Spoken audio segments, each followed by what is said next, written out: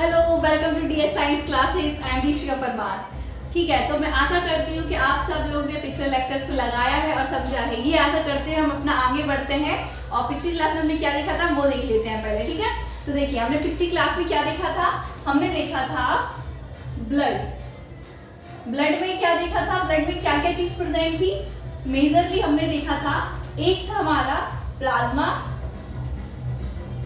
जो क्या होता है, लिक्विड होता है, एंड दूसरा क्या है हमारे सेल कंपोनेंट्स।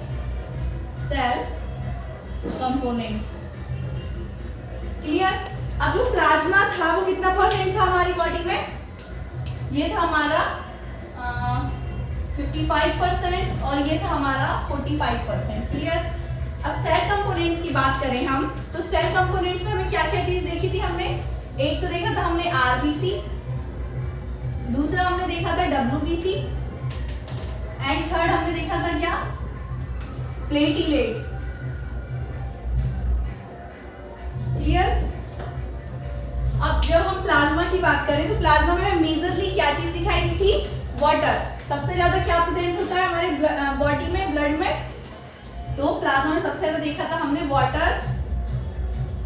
वाटर कितना था, 90 to 92%। क्लियर। एंड दूसरा क्या था हमारा, प्रोटीन्स। प्रोटीन्स जो कितने परसेंट है हमारी बॉडी में, 6 to 8% ओनली। और प्रोटीन्स की टाइप की बात करें तो हमने प्रोटीन्स कितने टाइप के देखे थे अपने इसमें देखे थे हमने 3 टाइप्स के। कौन कौन से, एक था हमारा एल्ब्यूमिन,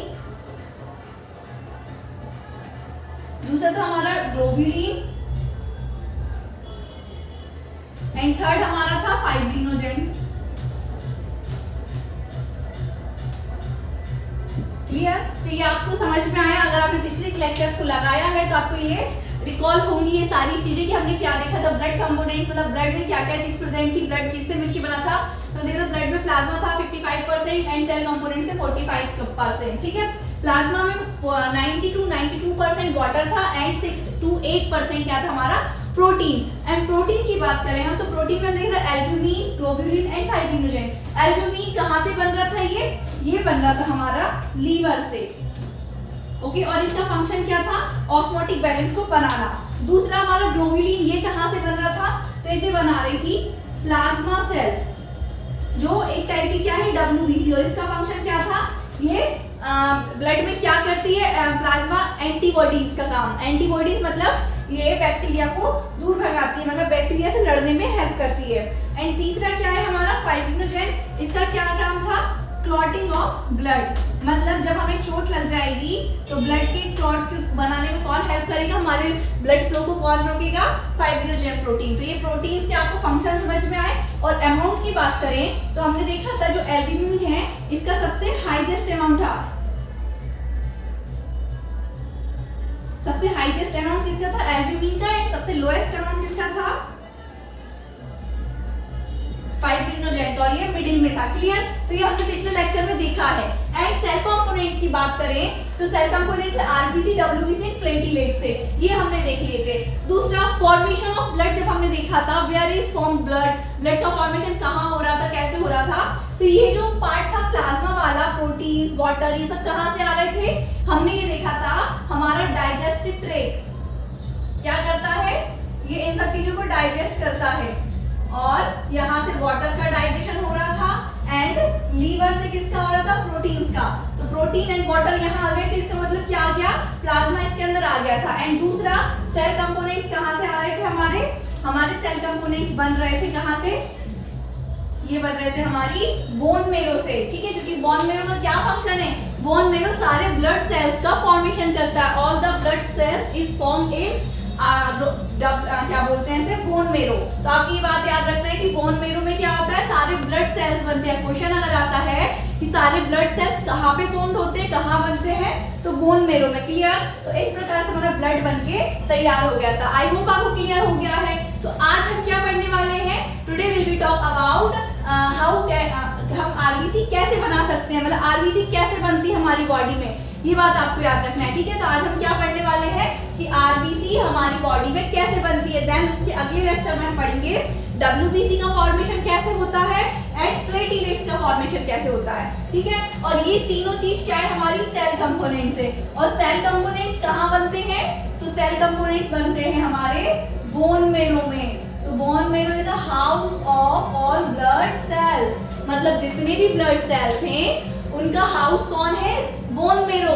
बोन मेरो ही है जो सारे ब्लड सेल्स को बनाएगा, तो बोन मेरो हाउस है इन ब्लड सेल्स का। तो ये ब्लड सेल्स कहाँ से बनेंगी, इन बोन मेरो से। अब कैसे बनेंगी ये बात आती है, तो आइए हमारे साथ चलिए हम देखते हैं हमारे WBC कैसे बनते हैं, फिर उसके बाद देखेंगे RBC, फिर प्लेटिलेट्स। इस प्रकार से हम देखेंगे हमारे सारे सेल कैसे बनते हैं, ब्लड सेल्स। ओके, तो पहले हम क्या देख लेते हैं, पहले हम देख लेते हैं हमारे RBC कैसे बनते हैं, रेड ब्लड सेल्स कैसे फॉर्म होते हैं, किससे, बोन मेरो से। क्लियर, हेडिंग डालिए यहाँ पे, क्या, RBC। RBC इसका फुल फॉर्म क्या है, रेड ब्लड सेल्स।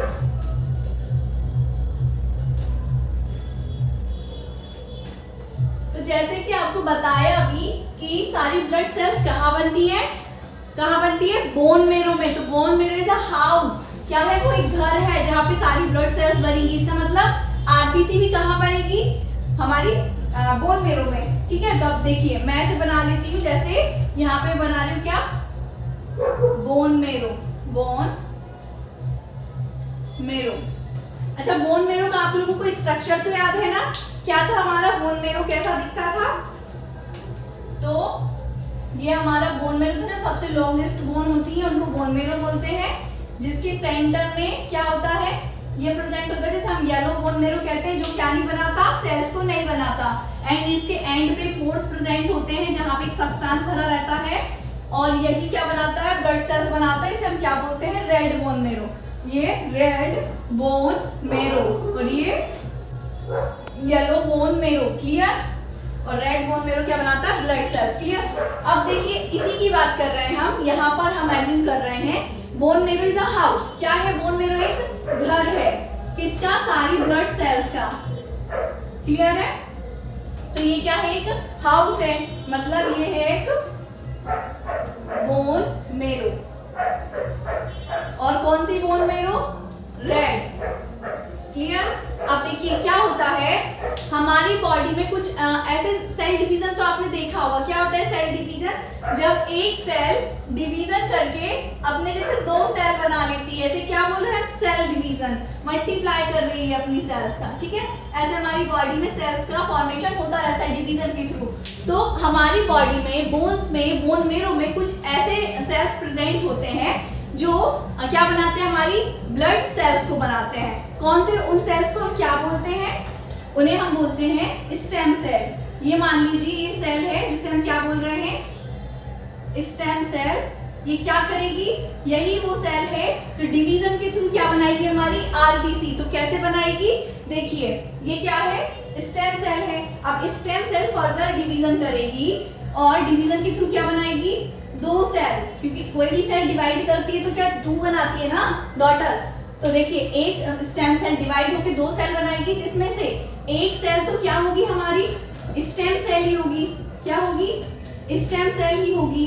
लेकिन जो दूसरी सेल है हमारी, ये क्या करेगी, ये होगी हमारी ब्लड सेल, ब्लड सेल। अच्छा, अब ये दिमाग में आया होगा, ये तो स्टेम सेल है, तो इसने डिवीजन के थ्रू एक स्टेम सेल क्यों बनाई, दोनों ब्लड सेल क्यों नहीं बनाई। अच्छा, अगर ये ऐसा करेगा कि दोनों ब्लड सेल बनाते, तो ऐसे तो स्टेम सेल खत्म ही हो जाएंगे ना। तो जब एक स्टेम सेल डिवीजन करेगा तो उसमें से वो एक स्टेम सेल बनाएगा और एक ब्लड सेल बनाएगा। Blood cell RBC, WBC, platelets बनाएंगे, एंड स्टेम सेल फिर से डिवीजन के थ्रू फिर से एक और स्टेम सेल बनाएगा और एक ब्लड सेल बनाएगा। आई होप आपको क्लियर है कि एक स्टेम सेल डिवीजन के थ्रू एक स्टेम सेल को और क्यों बना रहा है साथ में, ब्लड सेल के। क्लियर। तो ये समझ में आया, जब एक स्टेम सेल दूसरे डिवीजन करता है, दूसरा स्टेम सेल और क्या बनाएगा, ब्लड सेल बनाएगा। तो ये क्या, और ये सेल कैसा है, ये बात याद रखिए, जो स्टेम सेल होते हैं ना, ये हमारी जितने भी ब्लड सेल्स सबका फॉर्मेशन करते, चाहे वो न्यूरॉन सेल हो या फिर हमारे डब्ल्यूबीसी, आरबीसी, प्लेटलेट्स, जितने भी सेल हैं, नर्व सेल्स, इन सब को कौन बनाता है? Stem cell. तो ऐसी सेल जो सारे ब्लड सेल्स को बनाए, उस प्रोसेस को, उस सेल को हम क्या बोलेंगे? तो उसके लिए वर्ड यूज कर रहे हैं जिसे आपको याद रखना है। ये सेल कौन सी सेल है? Stem cell. ये क्या कर रही है? सारे ब्लड सेल्स को बनाएगी। ऑल ब्लड सेल को फॉर्मेशन कौन करेगा? Stem cell. तो इस प्रोसेस के लिए एक वर्ड आता है, आपको याद रखना है, क्या आता है?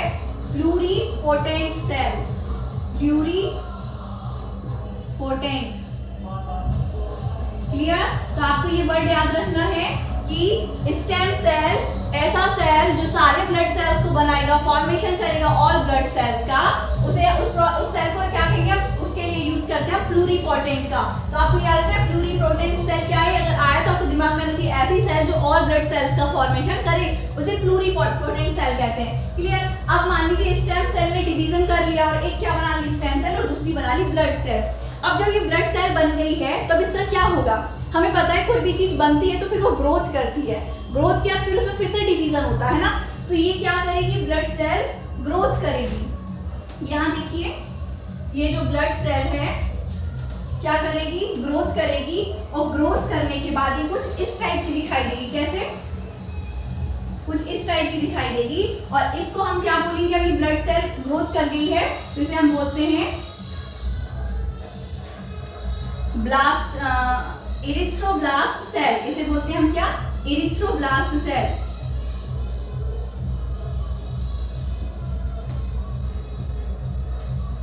ब्लास्ट, इरिथ्रोब्लास्ट, याद रखना है आपको। ये जो ब्लड सेल ग्रो करी है, आगे बढ़ी और इस टाइप की दिख रही है, इसे हम क्या बोल रहे हैं? इरिथ्रोब्लास्ट। अब ये इरिथ्रोब्लास्ट तो बन गया, और इसका क्या है? न्यूक्लियस है। अब ये बन गया, लेकिन अभी तो आरबीसी नहीं बनी ना। हम तो क्या देख रहे हैं? आरबीसी कैसे बनती है? अभी तो इरिथ्रोब्लास्ट बना है। तो एक बात याद रखिए आप, जब आपने डिसऑर्डर्स देखे थे, कौन से? एल्टीट्यूड सिकनेस, तो उसमें क्या होता है? हमारी बॉडी में प्रेशर कम होता है, जिसके कारण हम ऑक्सीजन कम लेने लगते हैं। तो इस सिचुएशन में हमारी बॉडी में ऑक्सीजन मेंटेन रहे, इसलिए हमारे जो बोन मेरो क्या बनाते हैं? आरबीसी बनाते हैं। तो उन आरबीसी के बनने के लिए सिग्नल कैसे पहुंचता है बोन मेरो तक कि आरबीसी की जरूरत है? हमारी किडनी से एक सिक्रीशन हो रहा था, एक एंजाइम सिक्रीट हो रहा था। उस एंजाइम का नाम क्या था? तो एंजाइम का नाम था हमारा, आपको याद हो तो, एरिथ्रोपॉइंट। एरिथ्रोपॉइंट याद आया आपको कुछ? अगर आपने पिछले लेक्चर लगाए हैं breathing and exchange of gases, तो उसमें हमने देखा था जब एल्टीट्यूड सिकनेस होती है, ऑक्सीजन की कमी आती है, आरबीसी कम होते हैं, तो हमारे किडनी से एक एंजाइम सिक्रीट होता है। वो कौन सा है? इरिथ्रोपॉइंट। ये क्या करेगा? ये सिक्रीट होगा और सिग्नल देगा किसको? बोन मेरो को, कि ये आरबीसी का प्रोडक्शन करे। ठीक है? अब ये इरिथ्रोपॉइंट किडनी से आया, जो इसने एक्ट कहाँ किया? ये मैच्योर सेल, कौन सी? मैच्योर तो नहीं बोल सकते, लेकिन ये ग्रोथ सेल वाली, इसको क्या बोलते हैं? इरिथ्रोब्लास्ट सेल पे एक्ट किसने किया? इरिथ्रोपॉइंट ने। एंड साथ ही साथ ये तो किडनी से हो गया, दूसरा हमने डाइजेस्टिव सिस्टम पढ़ा था, हमने अपना डाइजेशन, तो डाइजेशन के थ्रू एक B12 बनता है विटामिन, और एक बनता है B9। ये विटामिन अगर आपको याद हो तो ये विटामिन बहुत जरूरी है हमारी बॉडी में, ये सेल के फॉर्मेशन में हेल्प करते हैं। ठीक है? तो देखिए, ये जो इरिथ्रोब्लास्ट सेल है, इस पे एक्ट किया इरिथ्रोपॉइंट ने, एंड साथ ही साथ B12 एंड B9 विटामिन ने, मतलब इन तीनों चीजों ने मिलकर क्या किया? इस पे एक्ट किया। जैसे इस पे एक्ट किया तो ये क्या होगा? ये मैच्योर होगा। क्लियर? अब इसकी मैच्योरेशन कैसे होगी? ये ब्लास्ट हो जाएगा, ब्लास्ट के थ्रू जो इसका न्यूक्लियस है बाहर आ जाएगा, और ये जो बचेगा ये कुछ इस टाइप का शेप ले लेगा। किस टाइप का? ये कन्वर्ट हो जाएगा अपना कुछ इस टाइप की इसमें शेप में, और इसी को हम क्या बोल रहे हैं? आरबीसी। क्लियर? आरबीसी बन गई। देखिए क्या बोला अभी आपने, ज्यादा मतलब कुछ भी अगर आप कंफ्यूजन हो रही हो तो फिर से देख लेते हैं हम। हमारा सारी ऑल द ब्लड सेल्स का फॉर्मेशन कहाँ होगा? बोन मेरो में। Bone marrow is a house of all blood cells. तो ये हमारी बोन मेरो हो गई। बोन मेरो में अब कोई एक सेल ऐसी होगी इनिशियली जो सारी सेल्स को बनाने वाली आगे। अब जो इनिशियली सेल है जो सारी सेल्स को बनाएगी, ब्लड सेल्स को, उसे हम क्या बोल रहे हैं? Stem cell. और ये कैसी सेल है? जितने भी ब्लड सेल्स है सबको बनाने में हेल्प करेगी। और ऐसी सेल जो ऑल ब्लड सेल्स का फॉर्मेशन करे, उसे हम उसको क्या बोलेंगे? इसके लिए हमने नाम रखा है प्लूरीपोटेंट, ये नाम याद रखना है आपको, नोट स्टार बना देते हैं, क्वेश्चन आ सकते हैं 1 और 2 मार्क्स में, ठीक है। तो आपको याद रखना है ऐसी सेल जो ऑल ब्लड सेल्स का फॉर्मेशन कर रहे हैं उसे बोलते हैं प्लूरीपोटेंट सेल। क्लियर।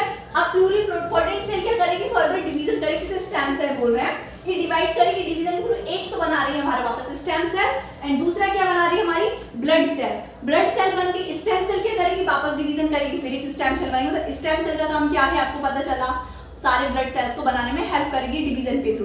और ब्लड सेल जो बनी है स्टेम सेल के थ्रू, इसका काम क्या है, ये ग्रोथ करेगी एंड ग्रोथ के थ्रू फॉर्मेशन होगा इस टाइप का शेप का, जैसे हम क्या बोल रहे हैं, इरिथ्रोब्लास्ट। क्लियर। अब इरिथ्रोब्लास्ट पे किडनी से एक प्रोटीन एंजाइम निकलेगा, उसको हम क्या बोल रहे हैं, इरिथ्रोपॉइंट। एंड डाइजेस्टिव प्रोडक्ट से जो विटामिन बने हैं उसमें से B12 एंड B9 क्या होगा, सिक्रीट होगा, एक्ट करेगा इरिथ्रोब्लास्ट पे। और इन तीनों इनके एंजाइम सिक्रीशन से यहाँ पर एक्ट जैसी करेगा तो क्या डिफरेंस आएगा, मैच्योर हो जाएगी ये, न्यूक्लियस बाहर आ जाएगा एंड ये शेप ले लेगी किसका, आरबीसी का। तो इस प्रकार से हमारी आरबीसी तैयार हो गई। क्लियर है आपको, ठीक है। अब आपको एक बात ध्यान रखना, ये तो हमने आरबीसी कैसे बनी ये समझ लिया, आरबीसी बन गई। और ये क्या है हमारी, ये है हमारी ब्लड वेसल्स। क्या है ये, ब्लड वेसल्स। तो ये आरबीसी बन के तैयार हो गई, कहाँ चली जाएगी अब ये आरबीसी, ब्लड वेसल्स के अंदर। क्लियर है, आपको समझ में आ गया कि आरबीसी कैसे बनी, ठीक है, ये तो समझ में आ गया। अब हमें क्या देखना है, आपके दिमाग में ये आया होगा कि ये विटामिन से इनकी तो कमी भी हो जाती है, इसका मतलब हमारी बॉडी में हो सकता है कभी कभी यहाँ पर ये जो एरिथ्रोब्लास्ट सेल है वहां पर ये विटामिन एक्ट ना करे। तो इस सिचुएशन में अगर आपने डाइजेशन सिस्टम लगाया है हमारा पूरा पिछला लेक्चर, तो उसमें हमने देखा था जब B12 एंड B9 विटामिन की कमी होती है बॉडी में तो एक डिसीज क्रिएट होती है, वो उसे हम क्या बोलते हैं, एनीमिया। ये क्या होती है, देखिए जब ये अभी तो ये हमने देख लिया सिक्रीशन हुआ तो हमारी आरबीसी बन गई और कहाँ चली गई, इन ब्लड वेसल्स। क्लियर है आपको। लेकिन जब सिक्रीशन नहीं होगा, मान लीजिए सिक्रीट नहीं हुआ, तो इस स्थिति में क्या होगा, ये जो मैच्योर सेल है, मैच्योर हो रही थी इरिथ्रोब्लास्ट, ये अनमैच्योर रह जाएगी और ये यहीं पर डिस्ट्रॉय कर देगी और आरबीसी का प्रोडक्शन नहीं हो पाएगा।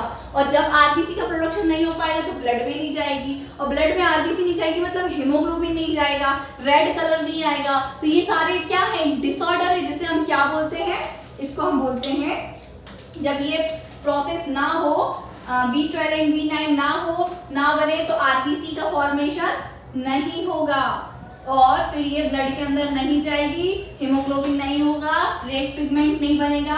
तो इसको हम बोलते हैं एनीमिया। क्लियर है, ये डिसीज है एनीमिया। आपने नाम सुना होगा, समझ में आया कैसे होती है एनीमिया जब B12 एंड B9 नहीं आएंगे। एनीमिया भी 2 टाइप्स की होती है। क्लियर है। तो आरबीसी का प्रोडक्शन कैसे हुआ, अब ये तो हमने समझ लिया, ठीक है। अब हम क्या देखेंगे, आरबीसी बन तो गई है लेकिन क्या ये ऐसी है कि कभी खत्म ही नहीं होगी, क्या ये अमर है, इसकी कभी मृत्यु नहीं होगी, डेथ नहीं होगी, ऐसी तो कोई भी चीज है ही नहीं ना जो बनी है वो खत्म ना हो। हमारी बॉडी ग्रोथ कर रही है, उसे एनर्जी चाहिए, तो लगातार फॉर्मेशन हर चीज का जारी है हमारी बॉडी में।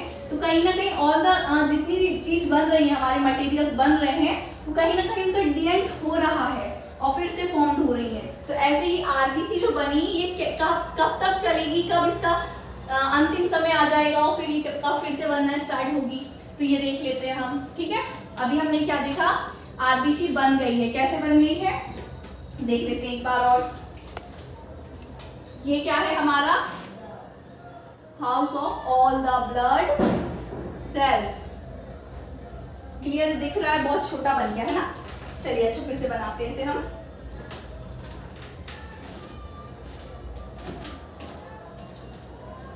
देखिए ये क्या बना रहे हैं हम, बोन मेरो। हाउस है ये किसका, ऑल ब्लड सेल्स का। क्या है ये, बोन मेरो। क्लियर। अब बोन मेरो से यहां से क्या बनेंगे हमारे आरबीसी। कैसे बनेंगे, कैसे बनेंगे ये हमने क्या बात की, यहाँ पर कोई एक सेल प्रेजेंट होगा, जिसे हमने क्या नाम दिया, जिससे सारे ब्लड सेल्स बनेंगे, फॉर्म्ड होंगे। उस सेल का हमने क्या नाम दिया, stem cell. Stem cell. Stem cell further division करेगा एंड क्या बनाएगा, एक दूसरा स्टेम सेल एंड एक क्या बनाएगा, हमारी ब्लड सेल। क्या बनाएगा ये, ब्लड सेल। क्लियर। अब ये ब्लड सेल क्या करेगी, ग्रोथ करेगी। अभी हम पढ़ चुके हैं, वही बात देख रहे हैं फिर से, ठीक है। ब्लड सेल में ग्रोथ होगा और ये क्या बन जाएगी फर्दर, यहाँ पे इसका न्यूक्लियस इसे बोलते हैं हम एरिथ्रोब्लास्ट। क्लियर, एरिथ्रोब्लास्ट बन गया। अब एरिथ्रोब्लास्ट पे एक तो किडनी ने एक्ट किया, किसने, किडनी ने। किसका एक्ट किया, एरिथ्रोपॉइंट का, एरिथ्रोपॉइंट का। दूसरा डाइजेस्टिव प्रोडक्ट हो क्या है, जो विटामिन बने हैं B12 एंड B9, इसने एक्ट किया। और जैसे ये एक्ट किया तो इसका न्यूक्लियस तो हो गया अलग, और ये जो है किस टाइप के शेप में कन्वर्ट हो गया, ये कन्वर्ट हो गया हमारा, इसने ले लिया ये शेप, जिसे हम क्या नाम देते हैं, RBC। मतलब फॉर्मेशन हो गया RBC का। ओके क्लियर, आई होप आपको इतना समझ में आ गया है। क्या देखा, बोन मेरो जो क्या है, हाउस है और ब्लड सेल्स का, यहाँ से जो एक सेल है जो सारे ब्लड सेल को बनाएगी स्टेम सेल, फर्दर डिवीजन करेगी, एक बनाएगी स्टेम सेल, दूसरा बनाएगी ब्लड सेल। ठीक है, अब ब्लड सेल बना लिया और ये ग्रोथ कर गया, जिसे हम एरिथ्रोब्लास्ट कह रहे हैं। एरिथ्रोब्लास्ट पे एक्ट किया किसने, एरिथ्रोपॉइंट ने, एंड साथ ही साथ विटामिन B12 एंड B9 ने। ठीक है, एक्ट करने के बाद जैसे ही एक्ट किया तो ये मैच्योर हो गया। क्या हो गया, मैच्योर, एंड क्या बना लिया इसने, RBC। क्लियर। अच्छा, जब ये जो विटामिन हैं नहीं एक्ट करेंगे तो इस स्थिति में क्या हो जाएगा, जब ये एक्ट नहीं करेंगे तो यहाँ पे बनेगा ही नहीं, डिस्ट्रॉय हो जाएगा RBC। और कौन सा डिसीज दिखाई देगा हमें, ये दिखेगा हमें anaemia, anaemia. Clear, anaemia disease create हो जाएगी बॉडी में। तो इसका क्या सिक्रीशन या एक्शन बहुत जरूरी है, किस पे, एरिथ्रोब्लास्ट पे, और बन गई हमारी RBC।